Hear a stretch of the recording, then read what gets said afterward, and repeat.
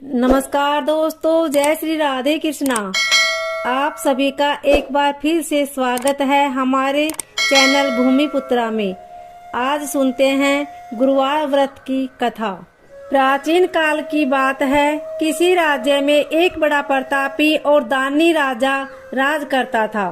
वह हर गुरुवार को व्रत रखकर दीन दुखियों की मदद करके पुण्य प्राप्त करता था, परंतु ये बात उनकी रानी को अच्छी नहीं लगती थी।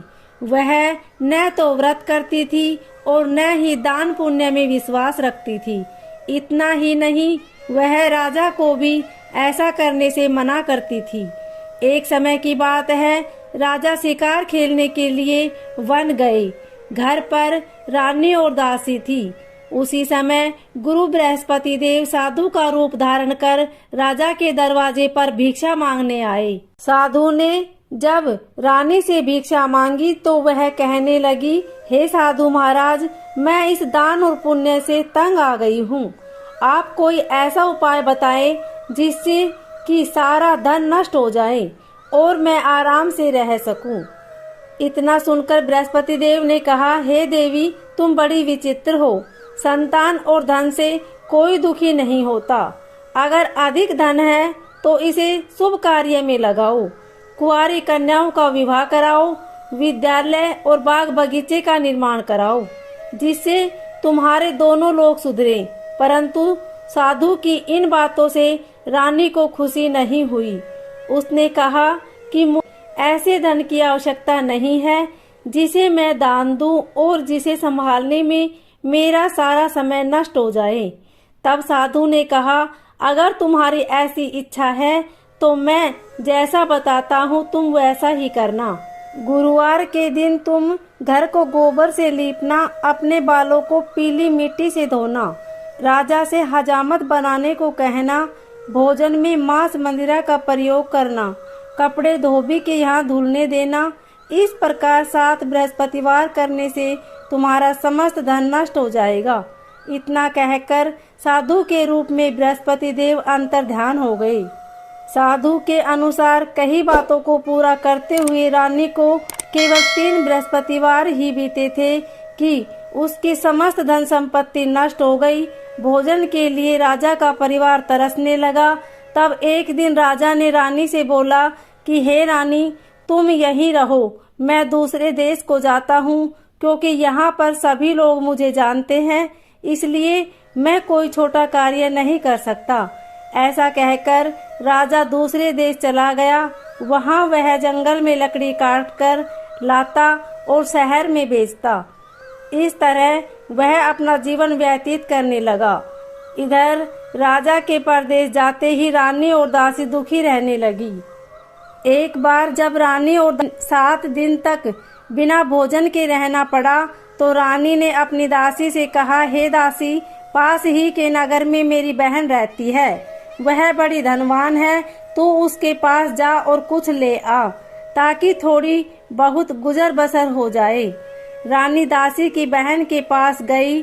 उस दिन गुरुवार था और रानी की बहन उस समय बृहस्पतिवार व्रत की कथा सुन रही थी।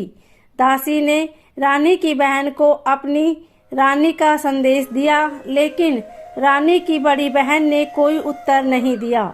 जब दासी को रानी की बहन से कोई उत्तर नहीं मिला तो वह बहुत दुखी हुई और उसे क्रोध भी आया।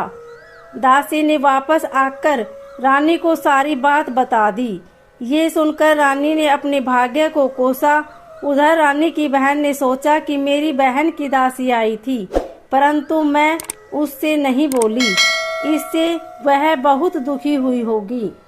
कथा सुनकर और पूजा समाप्त करके वह अपनी बहन के घर आई और कहने लगी, हे बहन, मैं बृहस्पतिवार का व्रत कर रही थी।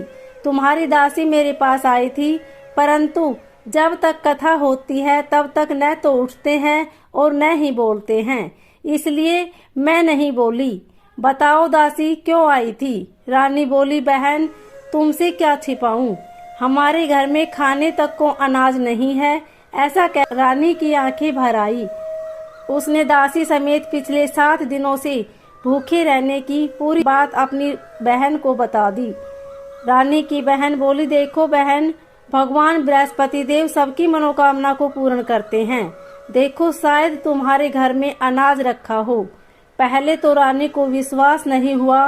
वह बहन के आग्रह करने पर उसने अपनी दासी को अंदर भेजा तो उसे सचमुच अनाज से भरा एक घड़ा मिल गया।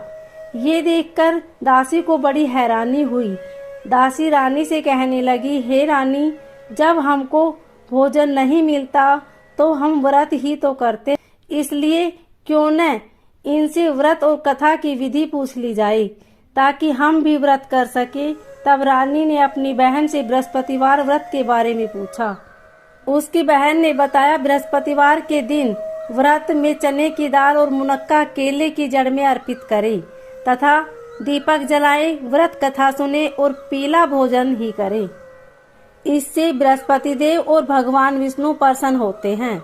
व्रत और पूजा की विधि बताकर रानी की बहन अपने घर को लौट गई। 7 दिन के बाद जब गुरुवार आया तो रानी और दासी ने व्रत रखा। वह गुड़साल में जाकर चना और गुड़ लेकर आई, फिर उससे केले की जड़ तथा भगवान विष्णु की पूजा की। अब पीला भोजन की चिंता को लेकर दोनों बहुत दुखी हुई, क्योंकि उन्होंने व्रत रखा था, इसलिए बृहस्पति देव उनसे प्रसन्न थे। वह एक साधारण व्यक्ति का रूप धारण कर 2 थालों में पीला भोजन दासी को दे गए। भोजन पाकर दासी प्रसन्न हुई और फिर रानी के साथ मिलकर भोजन ग्रहण किया। उसके बाद वह सभी गुरुवार को व्रत और पूजा करने लगी। बृहस्पति देव की कृपा से उनके पास फिर से धन संपत्ति आ गई, परंतु रानी फिर से पहले की तरह आलस्य करने लगी।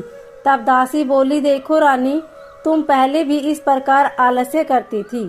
तुम्हें धन रखने में कष्ट होता था, इस कारण सभी धन नष्ट हो गया और अब जब देव बृहस्पति की कृपा से धन मिला है तो तुम्हें फिर से आलस्य होने लगा है। रानी को समझाते हुए दासी कहती है कि बड़ी मुसीबतों के बाद हमने ये धन पाया है, इसलिए हमें दान पुण्य करना चाहिए, भूखों को भोजन कराना चाहिए और धन को शुभ कार्य में खर्च करना चाहिए। इससे तुम्हारे कुल का यश बढ़ेगा, स्वर्ग की प्राप्ति और पितृ प्रसन्न होंगे। दासी की बात मानकर रानी अपना धन शुभ कार्य में खर्च करने लगी। इससे पूरे नगर में उसका यश बढ़ने लगा।